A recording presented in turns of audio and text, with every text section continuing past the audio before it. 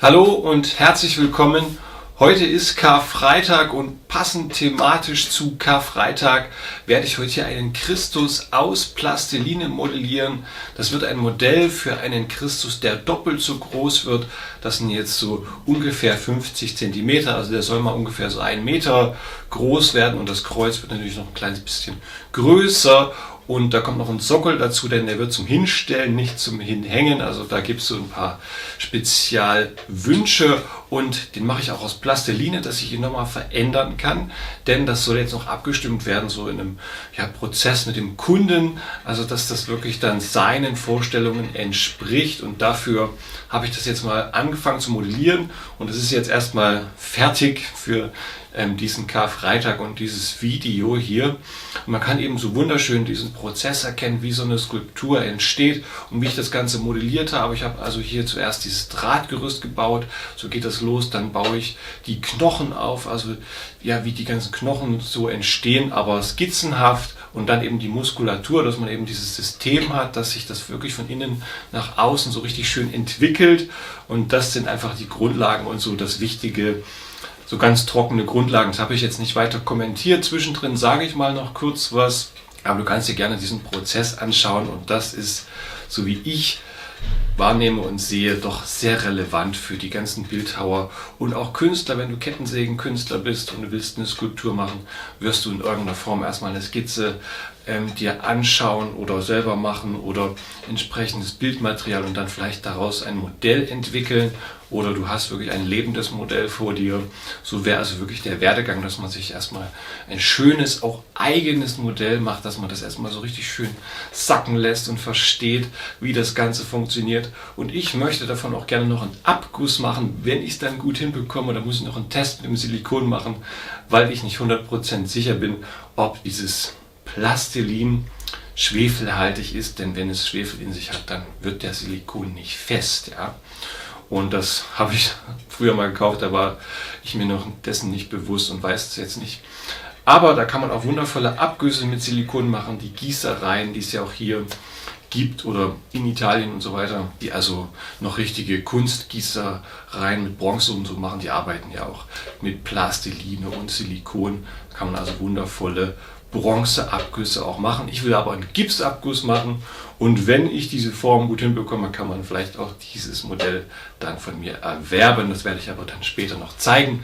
Im August soll die Holzskulptur fertig sein und dann werde ich hier natürlich auch noch zeigen, wie ich den Christus schnitze. Das ist aber die Vorarbeit, ganz systematisch und ordentlich gemacht und so wünsche ich dir viel Spaß mit deinen eigenen Modellen und beim Abgucken hier von meinem System, wie ich das so gemacht habe. Ich wünsche dir viel Freude und auch frohe Ostern, aber heute mal passend schwarz gekleidet, weil ja heute Karfreitag ist und also auch ein ernstes Thema sozusagen und da habe ich passend thematisch dieses Modell angefertigt. Ich wünsche dir viel Freude beim Zuschauen.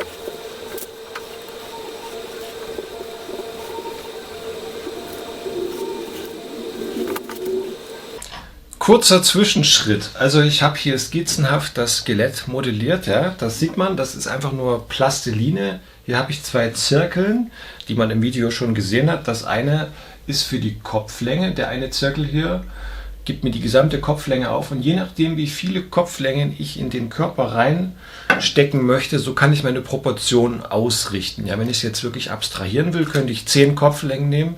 Und wenn ich es untersetzt machen will, mache ich vielleicht 7 Kopflängen und irgendwie sehr muskulös und stämmig. Dann würde ich eher so ein bisschen größeren Kopf machen und so einen untersetzten Typen darstellen. Und das ist jetzt aber mehr so 7,5, 8 Kopflängen. Also so wird es werden. So ein ganz kleines bisschen stämmig soll er schon werden und nicht zu ausgemergelt. Aber da kann ich jetzt hier mit meinen Zirkeln schön abmessen. Zum Beispiel hier vom Kugelgelenk der Schulter eben zweimal abgemessen, kann ich auch wunderschön so Striche machen hier in der Plastiline. Und 2 Zehntel wären jetzt also die Oberarmlänge zum Beispiel oder aber 1,5 Zehntel die Fußlänge. Also das kann ich mir mit so einem Zirkel schön einstellen und den kann ich auch hier fixieren, dass er mir sich nicht verstellt. Und den hier, der ist sehr fest, ja, den kann ich aber auch mal überprüfen, falls ich mir unsicher bin. Aber das ist natürlich schöner mit so einem Bogenzirkel, den man wirklich fixieren kann. Ja, die Schwierigkeit bei dieser Methode ist jetzt, die gesamte Komposition zu halten. Also wenn ich sofort alles einmal an Ort und Stelle drücke und recht zügig skizzenhaft mir die ganze Form darstelle, das geht ja auch beim Modellieren, dann kann ich natürlich sehr schön sehen, wo die Reise mal hingehen wird. Und zum Beispiel Bernini hat ja so toll gearbeitet, sehr schnell so schemenhaft Modelle gemacht, die er dann im Marmor noch viel, viel besser ausgearbeitet hat. Aber es ging ihm so um diese grobe Haltung und was passt in diesen Stein rein und welche Komposition wäre eben schön. Oder wenn man so Gruppen von Figuren hat, kann man natürlich auch mal so schnell skizzenhaft arbeiten. Und das wäre jetzt die ausführliche Variante. Also nichts wegschneiden, sondern wirklich so von innen nach außen mal aufbauen. Und das hier dann ganz systematisch nach dem System vorgehen, weil das ja auch der Logik entspricht. Also dass erst die Knochen kommen, dann die Muskulatur und dann das Tuch oder die Klamotten, je nachdem, was es dann werden soll. Und da habe ich hier so einen Hefter, den ich jetzt schon wieder weggeräumt habe. Also das kann man sich jetzt zum Beispiel im Internet raussuchen, wenn man jetzt kein Anatomiebuch hat. Das ist schon die halbe Miete, sage ich mal, dass man hier so ein Skelett einfach vor Augen hat und kann das dann in den Ton, in die Plastiline übertragen und dann die Muskulatur aufbauen. Und wenn ich jetzt merke, okay, ich habe irgendwie die gesamtheitliche Form so ein bisschen nicht gut hinbekommen, kann ich natürlich auch hier noch bewegen, drücken, ja, das in sich ein bisschen verstellen und so einstellen, wie ich dann möchte, dass die gesamtheitliche Form wieder gut passt. Auf die Weise komme ich wirklich zum Ziel, sehr systematisch und logisch. Also wenn man die Zeit hat und sich herausfordern möchte, mal richtig zu arbeiten, dann wäre das natürlich die Königsmethode und der Königsweg, hier ans Ziel zu kommen, eine schöne Skulptur zu kreieren. Und mir hilft es halt ungemein, dass ich hier wirklich an den Messpunkten, auf die ich ja auch mal hingewiesen habe in einem gesonderten Video, schön abmessen kann, ja, wo wird jetzt was sein und wie groß ist die Ausdehnung, ja, dass ich die Logik dieser Form nachvollziehen kann und verstehen kann und dann auch am Ende zur Komposition komme, auch wenn das ein bisschen schwieriger ist, aber das hier ist ein sehr guter Weg. Also ich denke, man kann sich was davon abschauen und das Ganze natürlich skizzenhaft gehalten, dass es nicht zu lang dauert, weil ich jetzt ja sofort die Muskulatur ansetzen möchte und natürlich kann ich dann auch nochmal grobe Korrekturen vornehmen, aber der sinnvolle Weg wäre natürlich jetzt hier auch schon, das sehr genau zu machen. Also das ist ein bisschen schwierig, auch das Drahtgerüst genau abzumessen und einzustellen, ja, dass es die gesamtheitliche Form schon grob abbildet. Da ein bisschen schwierig am Anfang, aber wenn man das ein paar Mal gemacht hat, wird man da auch gute Ergebnisse erzielen. Also sich nicht abschrecken lassen, sondern eher versuchen, das nachzuahmen, würde ich sagen. Okay, geht's jetzt weiter mit der Muskulatur.